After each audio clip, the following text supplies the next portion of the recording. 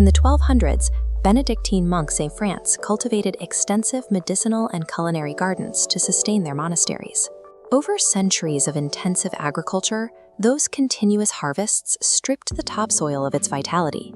This systematic depletion showed up directly in their food supply.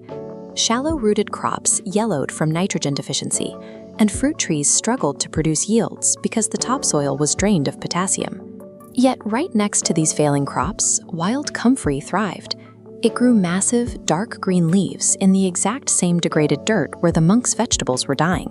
The monks deduced that the weed was somehow accessing the precise nutrients the surface soil lacked, serving as a biological indicator of deep, hidden fertility. The monks had stumbled onto a process called biological mining. This relies on dynamic accumulators, specific plants that extract latent subsoil minerals. To do this, Comfrey relies on a highly specialized root morphology. Its thick, aggressive taproot drives straight down, penetrating dense, compacted clay layers.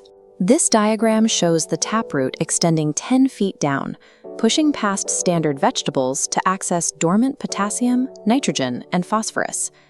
Pulling these up, the plant concentrates potassium in its harvestable leaves at 4 times the density of the surrounding earth.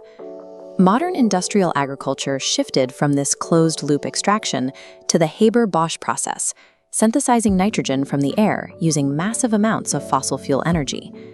And to secure phosphorus, the industry relies on strip mining commercial phosphates, leaving massive ecological footprints behind. Biological accumulation achieves nutrient extraction in situ. It uses solar energy to draw up elements, bypassing the fossil fuel-dependent industrial fertilizer complex.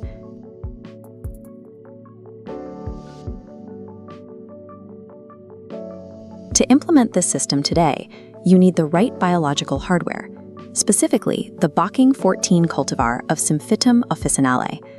Bocking 14 is uniquely suited for agriculture because it is strictly sterile. It produces no viable seeds, reproducing exclusively through vegetative root division, which eliminates the risk of it becoming an invasive weed. Establishing a patch requires placing root cuttings into holes 2 feet deep, spaced 3 feet apart. Once placed, a single comfrey plant will thrive in that permanent location for over 20 years. Unlike annual crops that require tilling, seeding, and replanting every spring, a comfrey patch establishes a permanent agricultural infrastructure. To maximize this infrastructure, you must follow strict harvesting protocols. The leaves have to be cut when the plant reaches 2 to 3 feet tall, before it enters its flowering stage. This chart shows the nutrient density in comfrey leaves over a growing season. The moment flowers form, the plant diverts its stored minerals away from the leaves and into its reproductive structures. To keep the nutrients concentrated in the harvestable biomass, the stems are sliced exactly 2 inches above the soil line. This precise cut protects the delicate crown of the plant from damage. Practitioners adhere to a sustainable yield threshold, never removing more than 80% of the plant's total photosynthetic area in a single cutting. Leaving that remaining 20% of leaf area allows the comfrey to maintain active photosynthesis, fueling a rapid regeneration cycle that produces a full new canopy in just 4 to 6 weeks. Repeating this harvest cycle several times per season results in a steady, predictable supply of nutrient-rich biomass from a single root system. Extracting the accumulated minerals requires converting the solid plant matter into a liquid state. This begins by packing chopped leaves into a bucket and completely submerging them in rainwater to create a hypoxic environment. Sealing off oxygen invites the primary actors of this process, anaerobic bacteria, which rapidly colonize the submerged plant material. Operating without oxygen, these naturally occurring microbes metabolize the complex leaf proteins. This triggers a biochemical mechanism known as cellular lysis.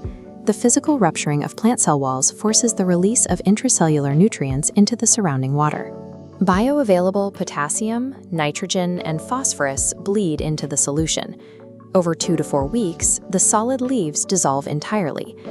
Because this is an anaerobic decomposition, metabolizing those proteins produces an unavoidable chemical byproduct, a heavy release of hydrogen sulfide gas. Enduring that odor is part of the technical process. Anaerobic fermentation utilizes natural microbial populations to manufacture water-soluble nutrients. To mitigate the sulfur smell, Brewers add biological straw caps over the brewing vessels, or stir in small amounts of molasses to feed beneficial bacteria that suppress hydrogen sulfide production. Once the fibrous stems are strained out, the resulting dark brown liquid yields a chemical profile boasting roughly a 2:1:5 NPK ratio. Because it is derived from deep soil biological mining, the tea also contains essential secondary macronutrients like calcium, magnesium, and trace elements, often missing from commercial synthetic products. The resulting solute is a biologically comprehensive fertilizer concentrate. Applying this straight concentrate to active crops would be a critical error. The extreme mineral density causes osmotic shock, drawing water out of the plants and resulting in fertilizer burn. Safe application requires precise agronomic dilution. For fragile seedlings and recent transplants, the concentrate is mixed at a ratio of 1 part tea to 20 parts water. Established vegetables require a 1:10 ratio for steady vegetative growth, while heavy feeders like tomatoes in peak fruiting mode can process a more potent 1:5 mixture.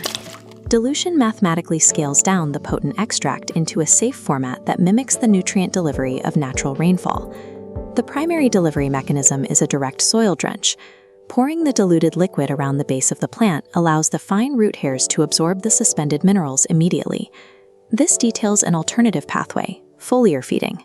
Spraying the mixture directly onto the leaves allows nutrients to be absorbed straight through open stomata into the vascular system. It must be performed in the early morning when those stomata are fully open and receptive. Spraying the canopy during peak solar radiation triggers a phototoxic reaction, where the sunlight interacts with the mineral salts to scorch the leaf tissue. Application frequency isn't determined by a rigid calendar. Practitioners adjust their protocols based on visual feedback from the crops.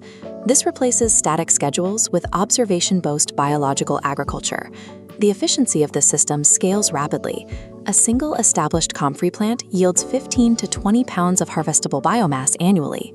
A modest 10-plant patch generates enough raw material to brew 300 to 400 gallons of working-strength liquid fertilizer every season. This localized production loop replaces hundreds of dollars of agricultural inputs for a typical backyard garden.